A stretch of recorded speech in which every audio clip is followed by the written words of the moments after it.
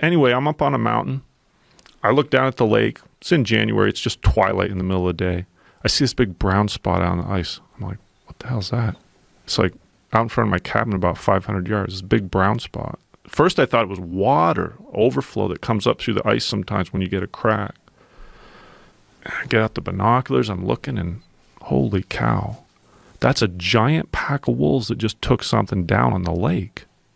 I can see like one of them's breaking off, and then coming back over, and I realized what's going on. There was very little snow that year. Even though it was January, it had been cold since September, but very little precipitation. There was only about maybe 4 or 5 inches of snow, so I could literally run down the mountain. I was down at the lake within 20 minutes, and I went right to my cabin. I got my camera. I got my tripod. I'm like, this is phenomenal. I got to document this. And I start walking across the lake out to where they are to get pictures of this. So I get about 350 yards from these wolves. I still don't know what the animal is that they got there. And, I can hear them. You can hear bones breaking and stuff. The wolves, it's just amazing.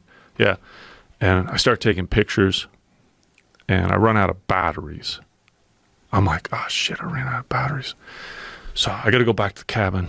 That's like 150 yards behind me, And I turn around, I start walking back to the cabin. When I get about 30 yards or so from the cabin, I look back over my shoulder, and the whole goddamn pack of wolves is racing across the lake straight toward me. I'd never seen anything like it. I sprinted like Jesse Owens through the door of that cabin. I was only 30 yards from it. I turn and I look back out the window, and these wolves came right up into my yard. They were 50 yards from the front door, 20 wolves. Whoa. Yeah. Like, this is unheard of. Wolves are usually hightailing it out of there when they see people. So, I get my new batteries.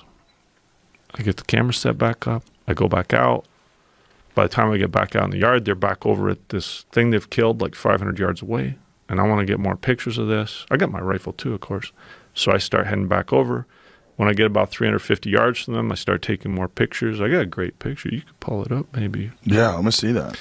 Anyway, they're all eating, and I start taking pictures again.